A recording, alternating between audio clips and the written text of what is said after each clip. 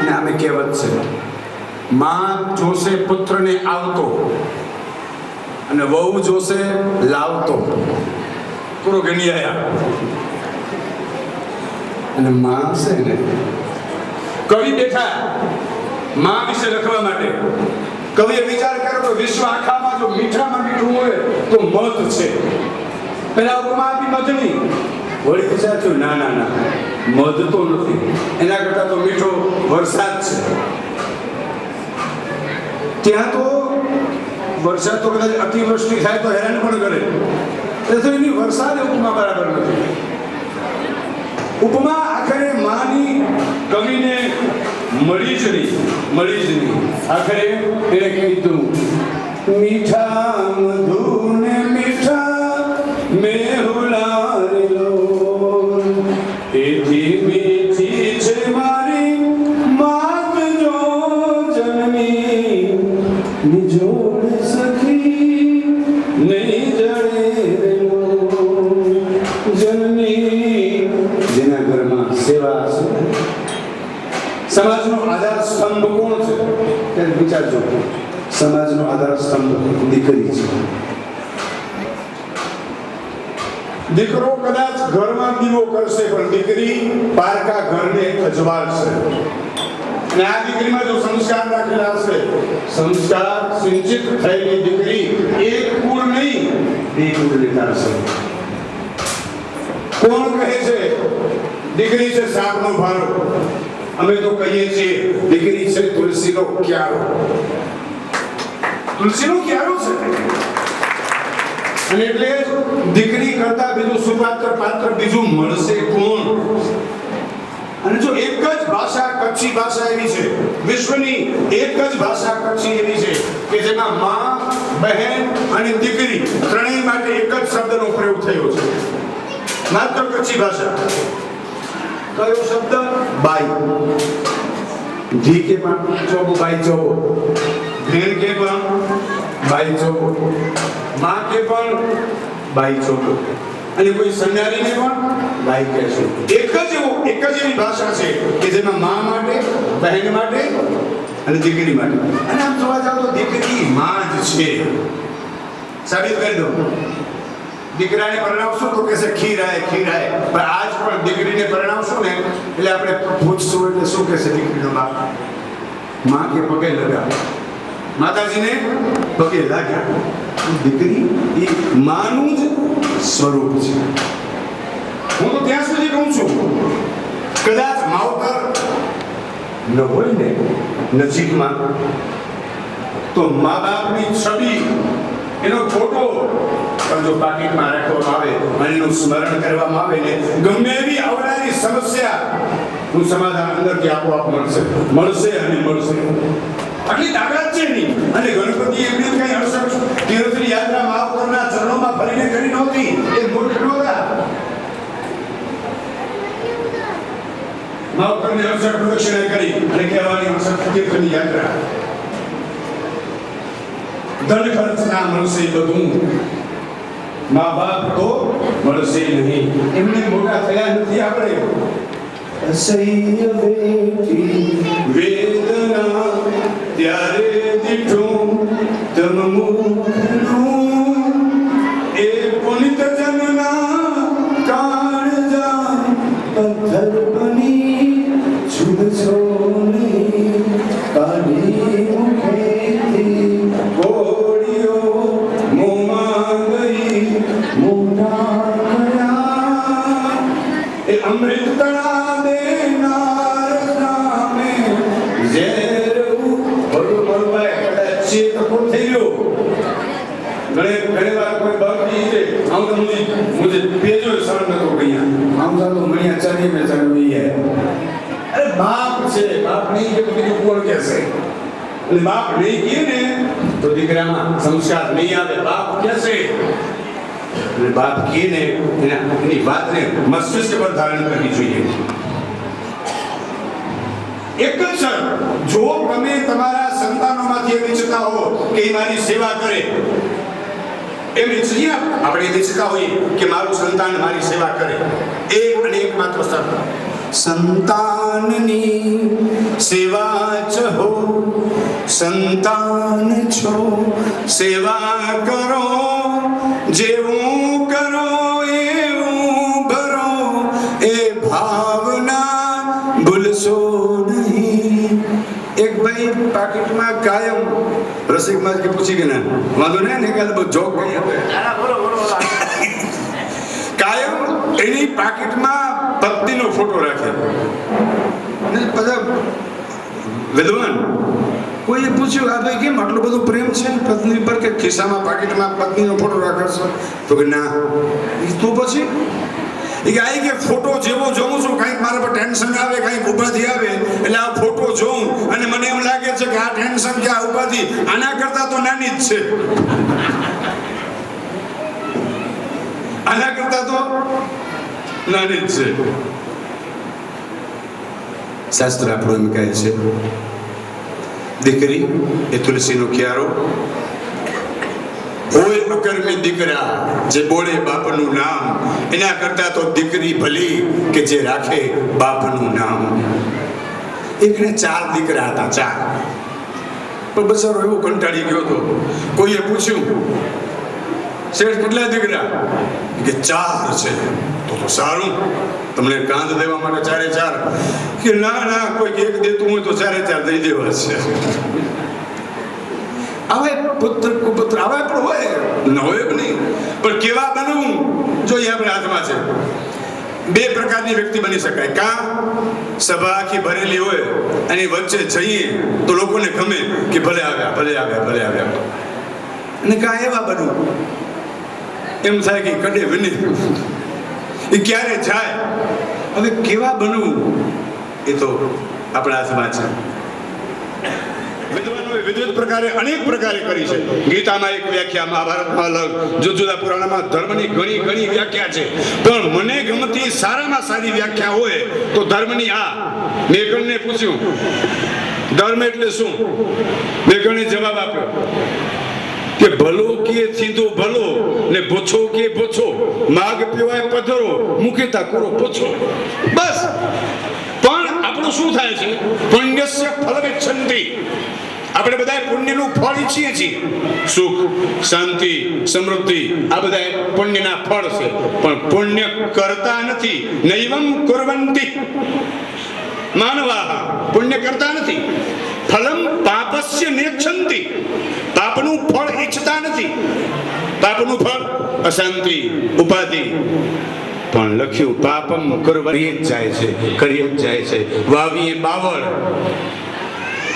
એક વાત યાદ રાખજો, કદાચ કોઈક તમને સમૃદ્ધિ વાળો દેખાય ને, સંપત્તિ વાળો દેખાય તો એની પાછળ ચોક્કસ એના માવતરની સેવા જ કારણભૂત હશે. આમ શાસ્ત્રો કહે છે માત્ર સ્વબળથી સંપત્તિવાન બની શકાતું નથી. માત્ર રખડપટ્ટી કરવાથી સંપત્તિવાન બની શકાતું નથી. જેણે માવતરની સેવા કરી નથી ને એની દશા પેલું સડેલું કૂતરું હોય અને જેમ ઘૂમ્યા કરતું હોય, ફર્યા કરતું હોય, એની દશા એવી આખર થાય છે. કદાચ આપણે લાખો કમાતા હોઈએ તો શું થયું? દીકરો ગમે એટલો મોટો થાય, આખરે માં કરતા તો પુત્ર નાનો જ છે, નાનો જ છે અને નાનો જ છે. સાસુની માં બની જાય, વહુ દીકરી બની જાય તો ઘર સ્વર્ગ બની જાય. લાખો કમાતા હો ભલે, મા બાપ જેના ના ઠર્યા, એ લાખ નહીં પણ રાખ છે, એ ભાવના ભૂલશો નહીં.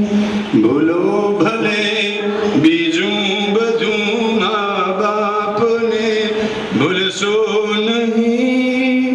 અગણિત છે ઉપકાર એના, એ હવીસરશો નહીં. એટલે પ્રાથમિક ચરણમાં સેવા.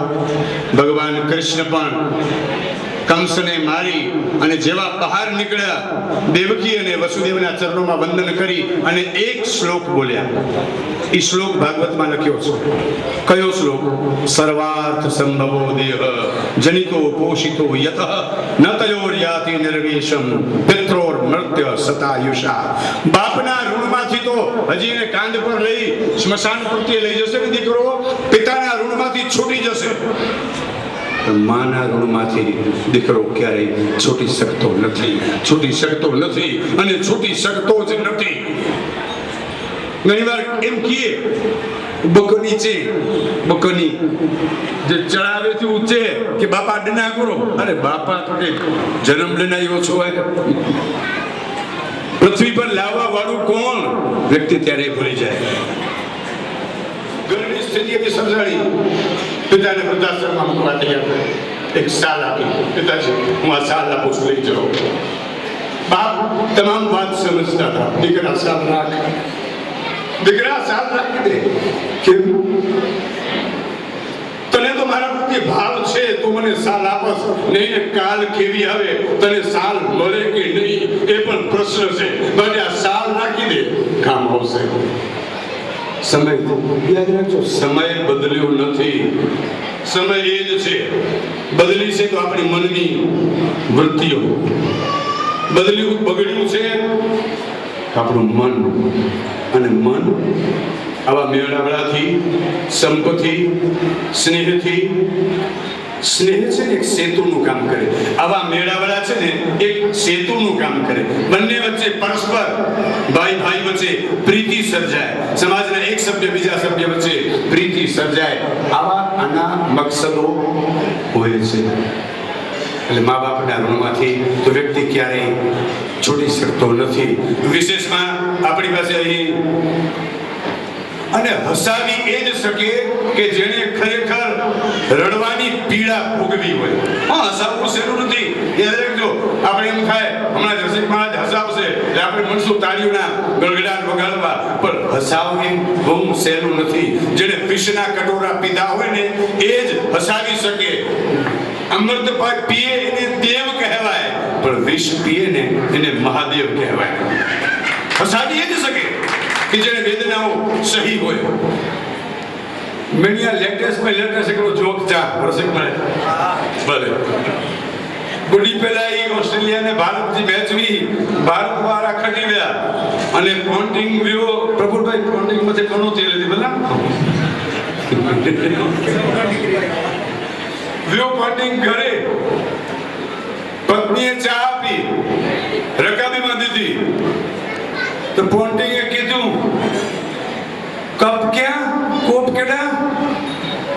તો જવાબ ને જીવો કોપતા તો બે ધોની ખણી ગયો અને પી રકાબી દે. અસ્તુ બધાના હૃદયમાં રહેલા પરમાત્માના ચરણોમાં વંદન, બધામાં સ્નેહ, બધામાં પ્રેમ દિવસે દિવસે વધતો જાય, સ્નેહ વધતો જાય. અને વિશેષમાં વિજયભાઈના ને મારી એક વિનંતી, મને યાદ છે ખાખીવાડા મહાદેવમાં જ્યારે પ્રતિષ્ઠા કરી ત્યારે મુરબ્બી વિજયભાઈએ મહાદેવ વિશે જે સ્તુતિ ગાન કર્યા હતા, મહાદેવના જે કાલાવાલા કર્યા હતા, એ મને આજ પણ યાદ છે. તો વિજયભાઈને જ્યારે અનુકૂળતા આવે ત્યારે દીપ પ્રાગટ્ય વખતે અથવા એને મોજ પડે ત્યારે મહાદેવની સ્તુતિ કે મહાદેવની વંદના વિજયભાઈ પણ કરશે એવી અભ્યર્થના. અને હવે આપણે બધાએ જેની રાહ જોઈ રહ્યા છીએ, હસશું ને જેટલા વધારે હસશું ને એટલું ભોજન વધારે ભાવશે. અને હસવામાં પૈસો લાગતો નથી, રડશું ને તો આ બધા નસો દુખી આવશે. હસવાથી આ બધા આખું બ્રેન રિલેક્સ થઈ જશે. અને આસનોમાં એક આસન છે, નામ છે હાસ્યાસન. અને હાસ્યાસન જેને આવડી ગયું ને, જેને જિંદગીમાં હસતા આવડી ગયું, સમજી લો એને જીવન જીવતા આવડી ગયું. ગમે એવી કપરી પરિસ્થિતિ આવડે નીકળી જશે. હસીને કાઢી નાખે જે વ્યક્તિ, હસતા જેને આવડી ગયું, સમજી લો એને જીવન જીવતા આવડી ગયું. એટલે હાસ્ય ની સુરાવલીઓ ફેલાવવા માટે જેની આપણે રાહ જોઈ રહ્યા છીએ એવા રસીલા મીઠડા રસિક મહારાજ તૈયાર છે. આપણે એમને તાળીઓના ગડગડાટથી વધાવીએ. આવો રસિકભાઈ અને કરાવો મોજ, કરાવો આનંદ. વધારે જવા मुझे ज्ञाति गंगा के वंदन एक वस्तु हृदय थी कहूं छू माताओं बहनों ने हाथ जोड़ी विनंती सेवा तो ओછી ए गाली ओછી जो કે અહીંયા હું પ્રોગ્રામ કરવા નથી આવ્યો એક જ્ઞાતિ ગંગામાં હું મારી વાણીને પવિત્ર કરવા આવ્યો છું ઘણા વર્ષોમાં પ્રોગ્રામ કરવો મારો ધંધો છે પ્રોગ્રામ કરવો એ મોટી વસ્તુ નથી પણ મહેશ મહારાજ એનો ધાર્મિક વાતાવરણ કરી દીધા ને ખેલનો જરૂરી है जो को मारो खेले ने जो कहीं भरोसा न किया जा महाराज सस ने नो जी गाल क्या मुझे घर से बाजू में सस ने नो बैठावा शब्द मत ध्यान दीजिए आके आनंद जी ने मुके आनंद जी इनमें गारो सब पायो तो सस उठी ने भगा नोती करे मां बचो ना वेड़कीले ना आयो जे रिचार्ज करे लायो है એટલે જોક્સ મગજ में ताली बजेगी तुमको खबर पे दूध लोने में शायद ये तो बोले लो खेले ने जो के भरोसा न के जा અને આ તો ઈ ચાતો છો ખેલે ને કે દીએ ન દીજા એની બાજુ में न रो जा ખેલે થી ઘણી બધા રોગ મટે માજી ગાલ કે મેહુરબા જેવા શબ્દ લખ્યું છે કે જે મસ્તી હોય છે નેનોમાં જે મસ્તી હોય છે નેનોમાં ઈ સુરાલેમાં નથી હોતી જે શાંતિ હોય છે માના ખોડામાં હિમાલયમાં નથી કદાચ હું તમે હિમાલયની તંગરામાંથી બેસી જાય એટલી શાંતિ ન મળે એટલી માના ખોડામાં શાંતિ મળે મહેશ મહારાજ ઘણી મા વિશે ગાલ ક્યાં હું કઈ મા વિશેની ગાલ યાદ છે જો કે હું ધાર્મિક બહુ ઓછું બોલાતો છતાં આવી લાગણી માંડીને બોલનું એક દીકરાએ પોતાની માને કીધું માં બોલ તે મારા માટે શું કર્યું છે ને કહેવામાં આવે છે કે માની આંખમાંથી ધડક ધડક આંસુ પડવા માંડ્યા અને માં એટલું બોલી દીકરા જેથી તું જન્મ્યો તેથી મને આટલી વેદના નથી થઈ જણનારી માં જનેતાને જ ખબર હોય દીકરો જેથી જન્મે તેથી માને કેટલી વેદના થાય દીકરા જેથી તું જન્મ્યો તેથી મને આટલી વેદના નહોતી થઈ કારણ કે મને આનંદ હતું મારે ઘરે કાનવાનો જન્મ થવાનો છે પણ આજ મને એનો દુઃખ લાગે છે કે મારો દીકરો મારાથી હિસાબ માંગે